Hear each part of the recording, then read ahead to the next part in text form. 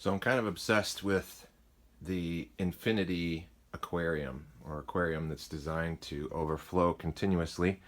And I've built a couple in the past.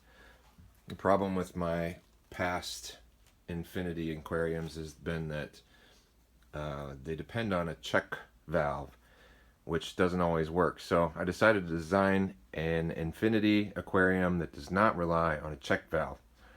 So I'm going to show you how to do it. Hopefully it works. First, I have a half cylinder glass aquarium and just a plastic tray that it will fit in. So far all I've done is frosted the back panel of glass, and I actually have a video up if you'd like to know how to frost glass. It's pretty easy.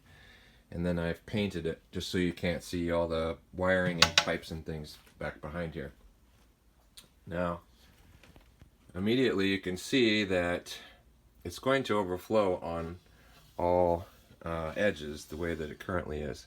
And I only want it to overflow on this curved front piece. So the way that I'm going to keep it from overflowing on the back is actually fit just a little piece of aluminum that I can silicone to the front of this to raise this up just slightly so that the water will not flow over the back. The reason that I have picked aluminum is because it does not rust, it looks nice, and it's strong, and also aluminum bonds really strongly to glass when you use silicone to bond it.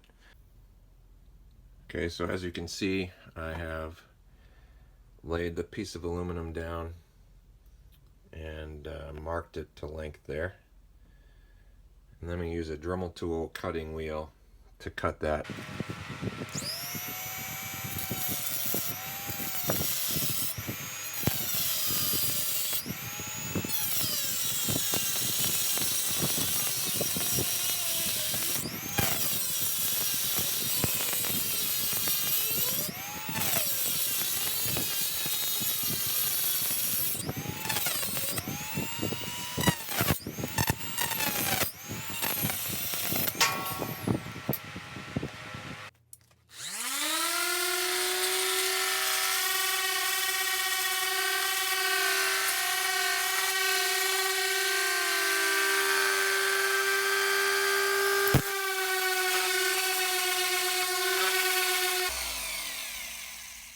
So I roughed this side of the aluminum up just to give it a little better stick when I put silicone on it.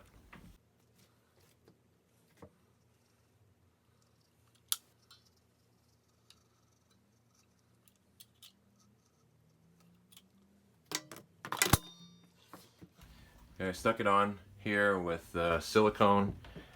As you can see, you only need about a 1/4 inch sticking up. The water is going to go to the lowest point, which now, thanks to this piece of aluminum, is only going to be the curved front pane. The next pieces of equipment you're going to need for this project is a cheap hang on the back filter from Walmart, like 35 bucks.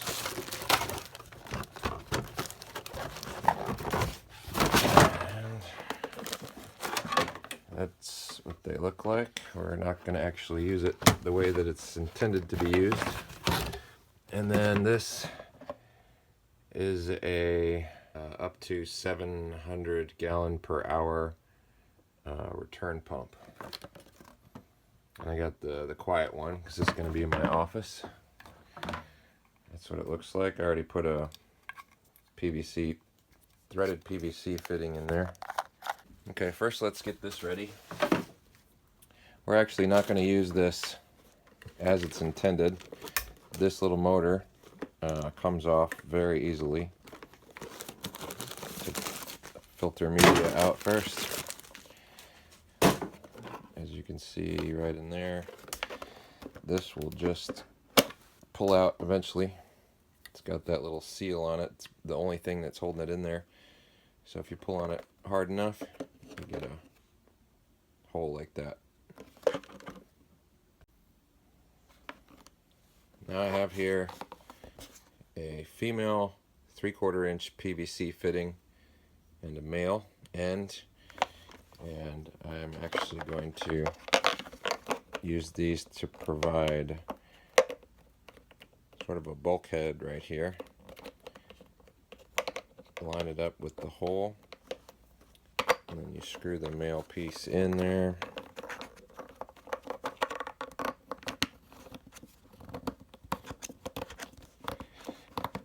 Okay, as you can see, it's not watertight seal.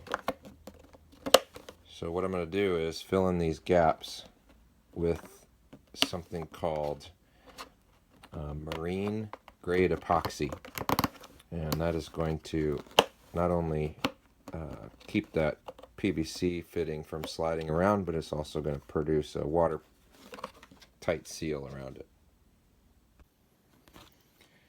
Alright, this is the 2-part marine epoxy that I'm going to use, Loctite. Okay, well, it's not exactly beautiful. It should be watertight. Alright, well, we're waiting for our epoxy to cure. Again, 3/4 inch male threaded piece is going to go into the intake of this pump. And then I'm actually going to put this here. Okay, I attached this PVC elbow right here, 90°, onto the male fitting. And the reason I did that is so when it sits flat, it has room to pull water, but will pull it from a very shallow depth. And then I used Teflon thread to thread here and here. Okay, it's been 2 hours and our marine epoxy has set. And this is where this filter is going to go. The water from the spill tank is going to spill over into the catch tank. Then our pump is going to sit behind the tank and pump it back up through the filter. These little flanges here are designed to help the water come out and go forward rather than straight down. But for this design, I don't want it to go forward because it's just going to go forward and right off again, and it's not going to filter the water below. So what I'm actually going to do is take a Dremel tool and cut a little over 1 inch off this flange. Okay, as you can see, I have taken my Dremel tool with my cutting wheel, and I've cut this flange, and I'm just going to pop it off here. You can see that this is significantly shorter, and the water will go straight into the tank instead of going into the tank and then forward. Okay, so you can see here that the pump will sit here and pump water 700 gallons per hour up into this and through there. Now you can imagine that if I leave it exactly like that, that pump is just going to shoot a stream of water straight up into the ceiling, which will not be good. So what I'm going to do is put this little PVC elbow and actually direct the flow to the back of the hang on the back filter. And I'm going to notch out with my Dremel tool a little bit of the bottom here so that when it flows, it'll flow back and down. Okay, there's the 90° PVC elbow after I cut it. And as you can see, once it's attached to this,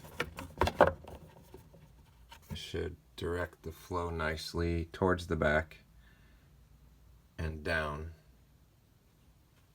rather than up. Okay, now flow is going to be really important for this tank. Too much water overflowing on this edge could mean you have spray and water going everywhere. Not enough water might mean that it just doesn't look right. So I highly recommend installing a valve in between the pump and the filter. That way you'll have the flexibility you need to restrict the flow. Okay, I'm ready to attach the pump to the filter. I put this little angled piece there so that it would give the pump some room behind the tank. And just gotta connect that too. Okay, I'm about ready for my test. I got the filters in there. Just need to do about another bucket of water. And then I can turn the pump on.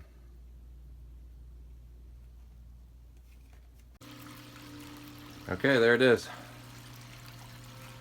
Overflowing aquarium with no sump and no check valve. If the power goes out, just the little water that's in this filter will flow back down into the pan, and so you won't have any overflowing, which is the main problem with other designs of these zero edge or infinity aquariums. I thought the 700 gallons per hour was going to be too much, but it turns out that it's just about perfect, and I have it all the way open. See there, the water coming up through the filter into the tank. The spill tank overflows into the catch tank, and then the pump pumps it back up and around again.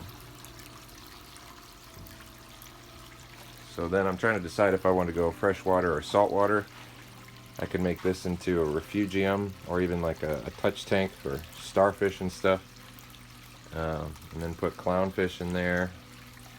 Or even thought about doing a hydroponics, where I have plants growing in this area and then have fish in the main tank. So I will repost when I figure out what I'm going to do. Also, I figured out a way to do lighting. I'm just going to hang a light from the ceiling on like a wire, so it hovers about here. It works.